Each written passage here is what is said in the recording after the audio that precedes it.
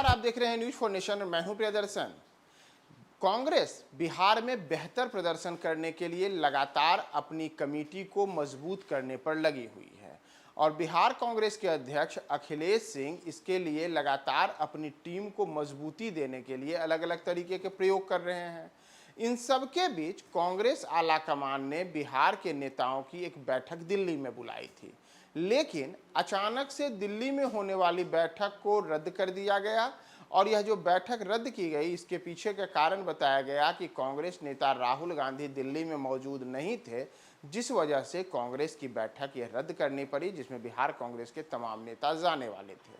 लेकिन बातें यहाँ यह हो रही हैं कि यह बैठक जो रद्द हुई है, इस रद्द होने वाली बैठक के पीछे मूल कारण यह है कि बिहार कांग्रेस में खुद ही कोऑर्डिनेशन नहीं है, यानी कि बिहार कांग्रेस में जो नेता हैं उनके बीच आपसी समन्वय की कमी है और इसी समन्वय की कमी के कारण ये जो बैठक थी, यह बैठक टल गई। दरअसल जो यह बैठक होने वाली थी वह बैठक गुरुवार को होने वाली थी। गुरुवार रात अचानक से दिल्ली से कांग्रेस के बिहार नेताओं को संदेश आता है कि यह बैठक अब स्थगित कर दी गई है।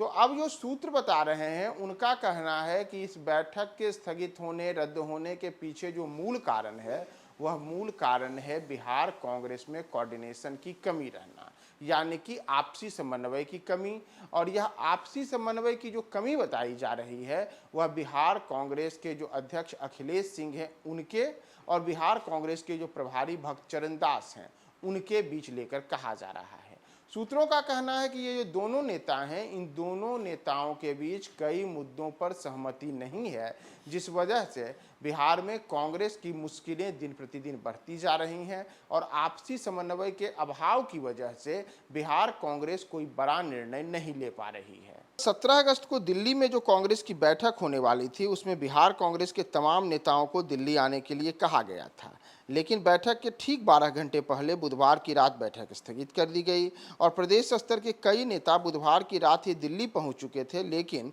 अचानक से बैठक को स्थगित यानी कि रद्द हो जाने के कारण अब ये जो बैठक है, इस बैठक फिर से एक बार संशय में फंस चुका है।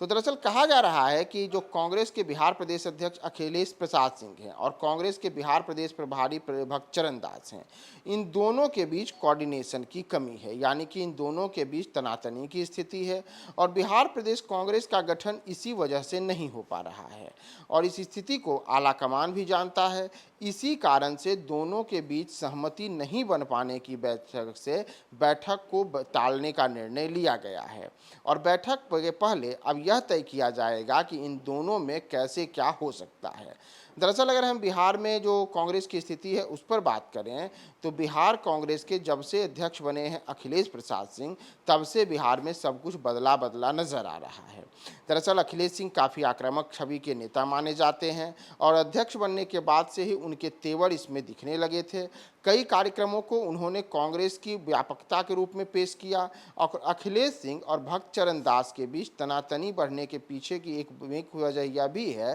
प्रखंड अध्यक्ष बनाए गए थे उसमें मदन मोहन झा और प्रदेश प्रभारी भक्त चरण दास के तो हस्ताक्षर थे, लेकिन अखिलेश प्रसाद सिंह और भक्त चरण दास के बीच नाराजगी बढ़ने की मूल वजह यही बताई गई नहीं साधा। नतीजा हुआ कि अब अखिलेश सिंह और भक्त चरण दास दोनों के बीच में जो यह आपसी तनातनी थी वह तनातनी का दौर और ज़्यादा बढ़ गया है। तनाव की स्थिति ऐसी हो गई है कि बिहार में कांग्रेस के ये दोनों जो शीर्ष नेता हैं, एक प्रदेश अध्यक्ष और एक प्रभारी, उन दोनों के बीच में कोई बेहतर समन्वय नहीं है और नतीजा है कि बिहार में कांग्रेस जो अपने आप को मजबूत करना चाहती है वह मजबूत करने के पहले ही बिखरती हुई नजर आ रही है और जिसका असर 17 अगस्त की जो दिल्ली में होने वाली बैठक थी उसके टल जाने से पता चला। अगर हम बिहार में कांग्रेस की बात करें तो बिहार में कांग्रेस इस समय लोकसभा में केवल एक सीट जीत करके 2019 में आई थी। हालांकि 2020 के बिहार विधानसभा चुनाव में उसने जब